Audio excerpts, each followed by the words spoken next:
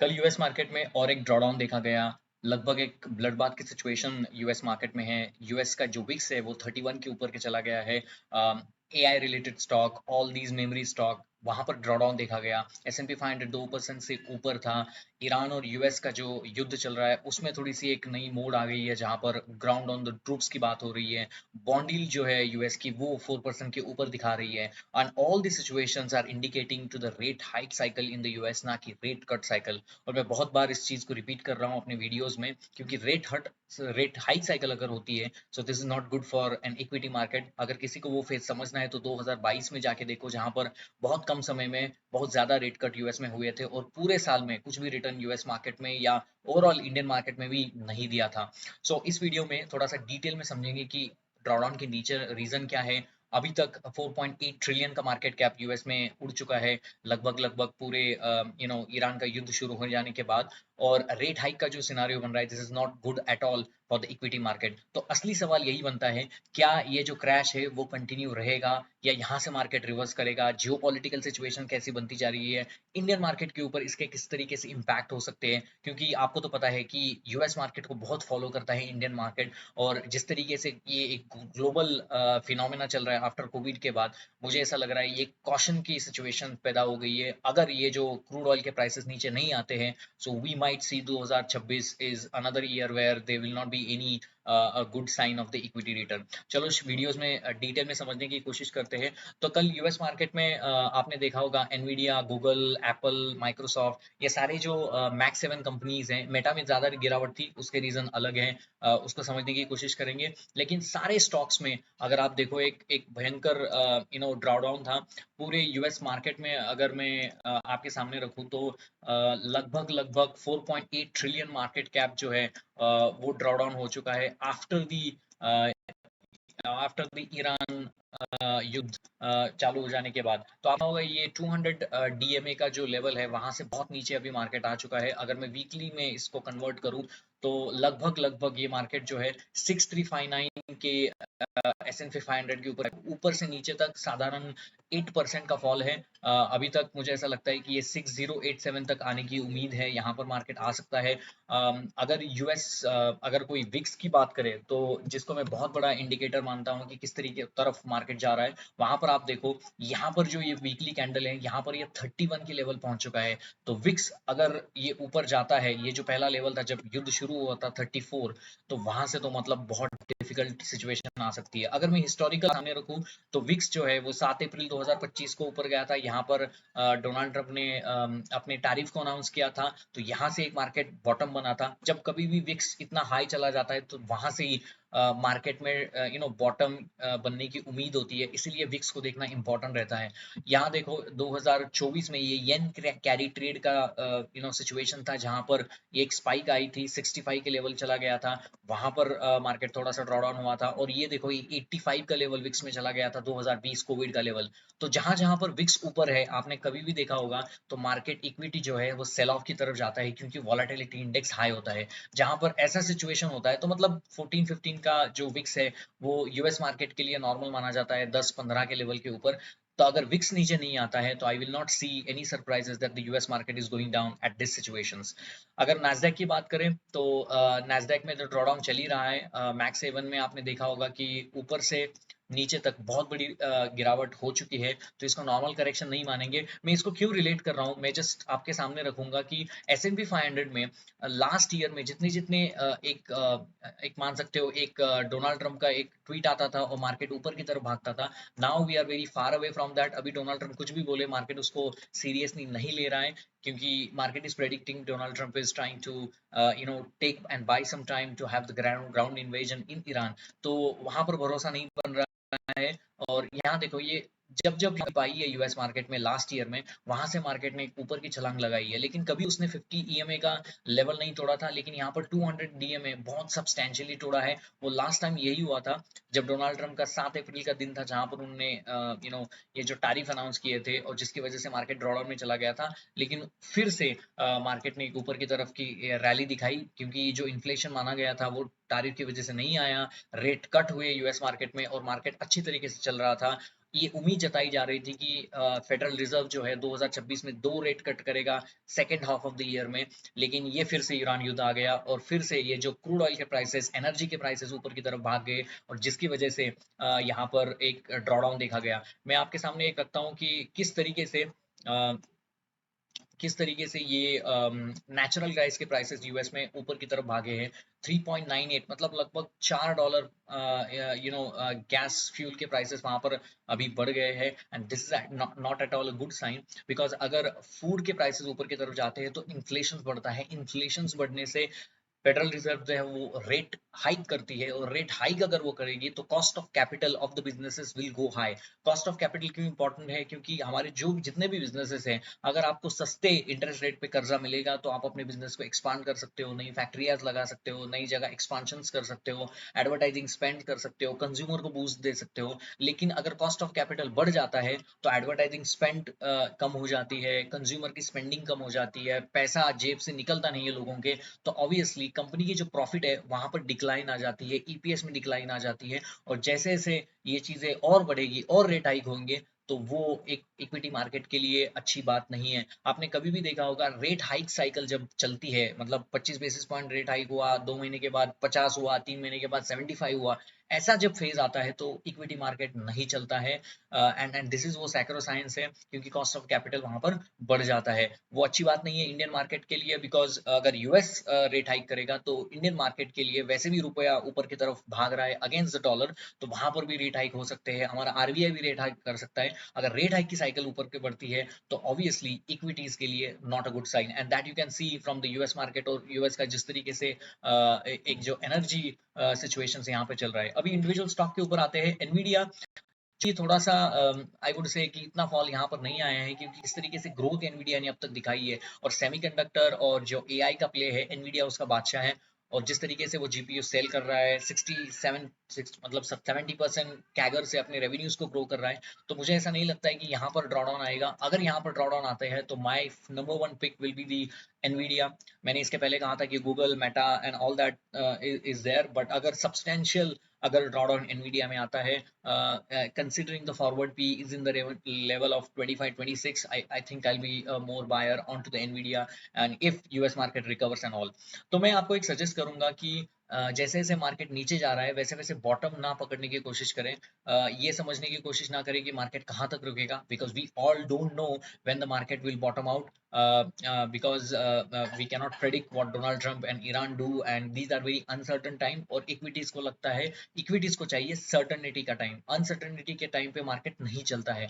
सो ये अनसर्टनिटी कब खत्म होगी, इसका अंत कब होगा, ये हमें नहीं पता है। I would be more interested, अभी मैं थोड़ा सा स्टांस चेंज कर रहा हूँ, I would be more interested to buy more heavily when this everything gets over और मैं 5% ऊपर हाई के लेवल के ऊपर बाय करूँ, ना कि ये बॉटम पकड़ने जाऊं। क्योंकि जहां से ये जिस तरीके से ये 200 डीए में टूट रहा है और जिस तरीके से बड़े कैंडल बन रही है, 31 का विक्स आ रहा है, this is not at all a good sign. दूसरी एक साइन है यूएस ट्रेजरी यील्ड। अगर देखोगे यूएस बॉन्ड यील्ड जो है वो ऊपर की तरफ जा रहे हैं, बॉन्ड के प्राइसेस मतलब लोग बॉन्ड सेल कर रहे हैं, तो ऑब्वियसली बॉन्ड का जो प्रीवियस बॉन्ड सेल कर रहा है हाई बॉन्ड आपको मिल रहा है, तो ऑब्वियसली बॉन्ड यील्ड ऊपर जा रही है and this is not at all a good sign. अगर मैं ईयरली साइन दिखाऊं तो 2025 में ये 27 फरवरी को 2026 में 3.9 था, एक ही मंथ में ये 4.4 चला गया है और लोग ऐसा मान रहे हैं कि 5% की तरफ भी जा सकता है अगर ये क्रूड और एनर्जी प्राइसेस की तरफ ऊपर जाता है। तो बॉन्ड यील्ड के ऊपर जाना is not at all a good sign in overall market sense.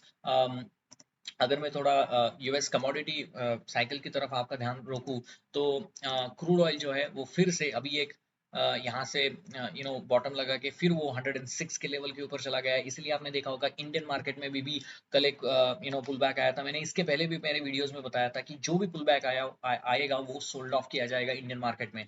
तो अगर मैं निफ्टी की बात करूँ तो ओवरऑल यहाँ पर आप समझ सकते हो कि ये जो है वो 20 डीएमए है, वहां तक मार्केट गया ही नहीं है। इसको 10 डीएमए में अगर मैं कन्वर्ट करूँ तो बिल्कुल मार्केट एक नीचे, क्योंकि मार्केट तो स्ट्रेट लाइन नीचे नहीं जाएगा, मार्केट नीचे आएगा फिर ऊपर जाएगा। ये जो कैंडल थी, ये जो दो ग्रीन कैंडल कैंडल आपको दिख रहे हैं, ये तो मुझे लगता है ये मतलब अगर किसी ने 7-8 साल गुजारे तो I think it will be very easy to predict कि ये तो एक बाउंस है। यहाँ से देखो, अगर मैं इसको कन्वर्ट भी करूँ कि लाइन चार्ट में, ये तो क्लियरली नजर आ रहा है कि जहां जहां पर मार्केट में टॉप आ रहा है वहां से सेल ऑफ आ रहा है। जब तक अभी ये 10 ईएमए का मतलब 23,310 का मार्केट ऊपर क्रॉस नहीं करता है सब्सटेंशियली, तब तक तो बुलिश होने की कोई बात ही नहीं है। जब तक मार्केट नीचे जाएगा, कंसोलिडेट होगा, डब्ल्यू पैटर्न बना के ऊपर जाता है, तभी जाके अगर कोई टेक्निकल यहाँ पर हो तो दे विल अंडरस्टैंड मोर। तो मार्केट ये क्लियरली एक एक ड्रॉडाउन सिचुएशंस में है। यहाँ पर डिस्ट्रीब्यूशन का फेज आया था मार्केट में और ये फिर से नीचे की तरफ है। अभी तो इंडियन मार्केट में अगर देखो तो उतना ज्यादा ड्रॉडाउन भी नहीं आया है, मतलब लगभग लगभग इंडियन मार्केट में अगर मैं ऊपर से नीचे तक देखूं तो it's not that much of fall in Indian market. तो लगभग लगभग 12-13% का ड्रॉडाउन है, which is I believe is bad, I know, but it's not that as bad, in overall context। तो यहाँ पर ये मार्केट जा रहा है तो आपको ये चीज बहुत केयरफुली देखनी पड़ेगी कि बॉटम पकड़ने की कोशिश ना करें। यहाँ से अगर मार्केट घूमता है तो 5% ऊपर बाय कर लेंगे, दैट इज वेरी ओके। अगर आपके पास 5 साल का व्यू है then you can buy the companies like Meta, Google, amazon, India की बजाज फाइनेंस जैसी कंपनी। अगर आपका 5 साल का व्यू है, अगर आप चाहते हो कि अभी आप पैसे डालोगे और आपको एक मतलब 6 महीने में 1 साल में पैसा डबल होगा, तो मैं जस्ट कॉन्फिडेंटली कहता हूँ वो समय निकल चुका है जहां पर 2024-2025 में आपको स्टॉक नीचे मिलता था, स्टॉक ऊपर जाता था, आप बहुत खुश होते थे। अभी थोड़ा सा रेट हाइक का साइकिल आता है तो ये फेज है, that will be very difficult to digest going forward. अगर इंडियन मार्केट में देखूं तो रिलायंस 4.607% पे है, क्योंकि वहां पर एक्साइज ड्यूटी को कम किया है हमारे इंडियन सरकार ने। तो बहुत सारे जो बैंक निफ्टी जो है वो भी अभी देखो यहाँ से नीचे की तरफ है। तो इंडियन मार्केट में अभी भी कुछ कह नहीं सकते हैं, अभी भी हम ये नहीं बता सकते कि ये मार्केट कहाँ तक चले जाएगा। बहुत ही पेनफुल सिचुएशंस है। We need to be very watchful about your small cap. मैं बहुत बार बताता हूँ कि स्मॉल कैप जो होते हैं या माइक्रो कैप्स होते हैं उसमें ज्यादा गिरते हैं। मुझे ऐसा लगता है कि इसमें दो ही सेक्टर अच्छे परफॉर्म करेंगे। एक तो है एफएमसीजी गुड्स में जहां पर पैसा चला जाएगा, डिफेंस में पैसा चला जाएगा, एनर्जी में पैसा चला जाएगा, हेल्थ केयर और हॉस्पिटल स्पेस में थोड़े से कम गिरावट होगी। लेकिन ऑटो सेक्टर जो बहुत ही डिपेंडेंट है इंटरेस्ट रेट साइकिल के ऊपर, वहां पर ड्रॉडाउन ज्यादा होंगे। ऑटो एंसिलरीज में ज्यादा ड्रॉडाउन होंगे। बैंकिंग एंड फाइनेंशियल्स में आपको क्रैक नजर आ सकता है। मैं कोई ऐसी बात नहीं कर रहा हूँ कि जो अननोन है, but we need to define refine our self कि अगर आपको बहुत बड़े पैसे की आप पैसे इसमें डाल रहे हो मतलब इक्विटीज में, so you need to be very careful at this level. Because ये थोड़ा सा अगर कोई न्यूज आ जाती है, अगर कोई न्यूज आ जाती है कि ईरान यूएस में डील हो गई है and everything has been done and dusted, everything has been agreed between the two parties, जो ऐसा नहीं लग रहा है कि ईरान एक्सेप्ट कर रहा है यूएस के टर्म्स को और ग्राउंड इन्वेजन होगा, ऐसी खबर आ रही है। So I think it is not good at all, क्योंकि कल ईरान के स्टील प्लांट के ऊपर फिर से अटैक हुआ है। So that is also things to happen. और एक चीज कल यूएस मार्केट में हुई, जो मेटा का स्टॉक है 11% डाउन है, मतलब 18% डाउन है ऑन वाईटीडी लेवल। जो मेटा है बेसिकली उनके ऊपर एक दो केस फाइल हुए थे यूएस कोर्ट्स में, जिसका रिजल्ट आया है। तो ज्यूरी ने कहा है कि जो यंग बच्चे हैं उनके लिए उनको एडिक्शन ज्यादा हो रहा है और उनको रोकने के लिए मेटा कुछ ज्यादा ये नहीं कर रहा है, पहल नहीं कर रहा है, और वो बच्चों को एडिक्ट कर रहा है और बच्चों को इसमें ढकेल रहा है, जहां पर इंस्टाग्राम में और फेसबुक में लोगों को हाइप अप रख रहा है। तो Meta knows this things and Meta is not taking action, जिसकी वजह से क्या हुआ है कि थोड़ा सा यूएस में एक 230 एक उनका लॉ है, 230 प्रोटेक्शन लॉ, जहां पर ऐसा माना जाता है कि इंडिविजुअल को एक प्रोटेक्शन होती है, वहां इस लेके इस स्टॉक में थोड़ा सा प्रॉब्लम है। मैं सच में बताऊं कि मेटा जो स्टॉक है वो अभी थोड़ा सा लीगल केस में फंस चुका है। बिकॉज प्रॉब्लम ये होता है कि ये तो वन टाइम हो गया सिचुएशंस की जूरी ने एक प्रेडिक्शन दे दिया कि उनको $350 मिलियन भरने हैं। 1.8 ट्रिलियन कंपनी के लिए $350 मिलियन कुछ भी नहीं है, they can pay anything. But बहुत सारे लॉसूट अभी फाइल होंगे मेटा के ऊपर कि मेटा जानबूझ के यंग बच्चों को अपने प्लेटफॉर्म के ऊपर एडिक्ट करवा रहा है और उसको उसमें ढकेल रहा है, और इसीलिए बच्चों के ऊपर थोड़ा सा बुरा असर पड़ रहा है। अगर बहुत सारे लॉसूट उसके ऊपर फाइल होते हैं तो सुप्रीम कोर्ट में ये चीजें जाएंगी और उनको उनके ऊपर असर होगा मेटा के ऊपर, उसके रेवेन्यूज के ऊपर, क्योंकि अपनी अपनी जो एडवर्टाइजिंग पॉलिसी है उसको चेंज करना पड़ेगा। और वैसे भी रेट साइकिल हो रहे हैं तो एडवर्टाइजिंग स्पेंड भी कम होगा। मैं क्यों बता रहा हूँ, क्योंकि मेटा का बहुत ज्यादा रेवेन्यू एडवर्टाइजिंग स्पेंड से आता है, इंस्टाग्राम हो फेसबुक हो यहाँ से। और दूसरी एक चीज कि मेटा ने वो अपना मेटावर्स है उसको भी बंद किया है, which is a good sign. अगर आपका 5 साल का व्यू है तो मेटा ये स्टॉक है, अभी भी मुझे अच्छा लगता है, कोई प्रॉब्लम नहीं है। अगर आपका 2-3 साल का व्यू है so it is good sign, but अगर आपका 6 मंथ का व्यू है तो I think you need to prepare for some kind of drawdown in your portfolios for that. I am personally investor in the stock, I see a long term horizon in the stock, but अगर कोई short term 6 month के लिए दिख रहा है तो this is not at all a good sign for the market. और एक मैं चीज आपके सामने रखूंगा कि ये जो रेट साइल का एक प्रेडिक्शन है, give me moment, you can see this, कि पहले क्या था कि ईरान युद्ध जब शुरू हुआ तो शुरू होने के पहले ऐसी पॉसिबिलिटीज थी कि किस तरीके से रेट हाइक होंगे। अभी आपको यहाँ पर दिख रहा है कि पहले 93% की प्रोबेबिलिटी थी 29 अप्रैल को, मतलब मीटिंग डेट जब हुई थी। अभी मीटिंग डेट है 17 जून को, उसके बाद जुलाई में वगैरह उनकी मीटिंग डेट है, ये फेडरल रिजर्व की मीटिंग डेट है।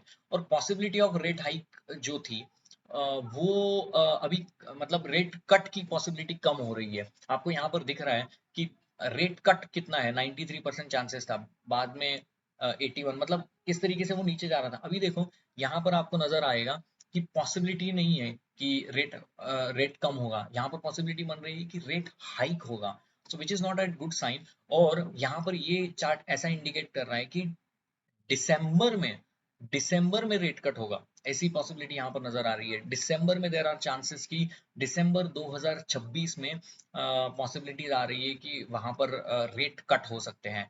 सो it's going to be, this chart is very alarming कि अगर 2027 तक यूएस में रेट कट नहीं होते हैं, so this is not at all a good sign for the equity market. So I don't want to spread the negativity, but this is what it is happening in the US market right now, because as you can see from this, और जैसे मैंने कहा कि ये जो साइक है ये आपको देखना पड़ेगा, ये बहुत ही अलार्मिंग सिचुएशन है। देखो ये पहले कब हुआ था, 2008 में जब फाइनेंशियल क्राइसिस हुआ था 80 का लेवल गया था। 2020 में ये जब कोविड क्राइसिस हुआ था यहाँ पर गया था। अभी का जो लेवल था 2025 में एक डोनाल्ड ट्रम्प का तारीफ आया था, और अभी हम इस लेवल के ऊपर है। तो देखते हैं कि कहाँ तक विक्स आता है, जितना जितना विक्स बढ़ेगा उतना उतना कंपनीज को प्रॉब्लम होगी, और वहां पर ये होगा। मेरी एक ही एडवाइस रहेगी that if you're buying in this correction, buy gradually, don't buy and put your whole lot of money into the market and expect that the market like recover in 6 month। वो एक bull market था जहां पर आप micro cap में पैसे डालते थे, वो डबल होता था, वो ऊपर जाता था। आपको सही पेन या सही आपकी क्लास अभी बियर मार्केट में आएगी, क्योंकि बियर मार्केट बहुत तकलीफ देने वाला फेज होता है। इक्विटी मार्केट में इतना रिटर्न नहीं बनता है, 40-50% से पोर्टफोलियो डाउन होता है। And the moment you will learn from this phases, then only you will be able to see the bull market ahead of you। I will not suggest anyone like market थोड़ा सा correct हो चुका है तो सारा बेच के market में पैसे डालो, नो। अ ग्रेजुअल इंक्रीज, जहां पर आपके पास थोड़ा थोड़ा पैसा है उसको उसमें ऐड कर सकते हो, और एक्सपेक्ट कर सकते हो कि 1-2 सालों में ये पैसा आपका अच्छा बन जाएगा। लेकिन ये एक्सपेक्ट करना है कि 6 महीने में चीजें ठीक हो जाएगी, it is not at all a good sign. क्योंकि इंडियन मार्केट के कंटेक्स में बताऊं, 107 का क्रूड हमारे लिए बहुत ही खराब है। अगर युद्ध खत्म भी हो जाता है और ये जो यू नो क्रूड ऑयल है वो 80 के डॉलर के ऊपर आता है, तभी भी यू नो इट्स नॉट 80-90 के ऊपर भी रहता है, तभी भी हमारा फिस्कल डिफिसिट बढ़ता है, तभी भी हमें प्रॉब्लम नजर आएंगे। इट इज इररिस्पेक्टिव की कंपनियां क्या कह रही है, मेरी ग्रोथ के ऊपर ही साशंकता आती है। क्योंकि फिस्कल डिफिसिट अगर बढ़ता है तो ऑब्वियसली गवर्नमेंट का जो फंडिंग है, इंडिया में बहुत सारी ऐसी कंपनी है गवर्नमेंट के फंडिंग से चलती है। जैसे कंपनियां होगी वो कैपेक्स रिलेटेड बिजनेस मॉडल उनका होता है, जैसे पॉलीकैब हो गई। अगर पॉलीकैब क्या बेचता है, केबल और वायर बेचता है, ठीक है। केबल और वायर किसको बेचेगा, वो रेलवेज में जहाँ पर प्रोजेक्ट्स होंगे, अगर डैम्स के प्रोजेक्ट्स होंगे, अगर बड़े बड़े एआई रिलेटेड प्रोजेक्ट इंडिया में आएंगे, वो सारे प्रोजेक्ट करने के लिए पैसा लगता है। पैसा कौन देता है, इंडियन गवर्नमेंट देता है। फिजिकल डिफिसिट बढ़ेगा तो उस सारी चीजों को पैसा कहाँ से देंगे, उसका पैसा कम हो जाएगा, तो ऑटोमेटिकली पॉलीकैब के ऊपर इम्पैक्ट आएगा। पॉलीकैब का एक एग्जाम्पल हो गया। तो जहां जहां पर गवर्नमेंट कैपेक्स रिलेटेड पैसे डाल के पैसा करता है, इसमें झोंकता है, वहां पर प्रॉब्लम आएगी आएगी। सो the only solution for all of this chaos is to stop the war and to get out of it and then move on with it। So we'll see। hope you like this video। अगर आपको ऐसे ही मेरे video पसंद आती है तो please video को like करना, शेयर करना, सब्सक्राइब करना। और आपको क्या लगता है, और आप ऐसे कौन से स्टॉक अपने पोर्टफोलियो में ऐड कर रहे हो, इस वीडियोस के नीचे कमेंट करके मुझे बता देना। I will be very interesting to watch that and look into it. Thank you very much, have a nice day guys.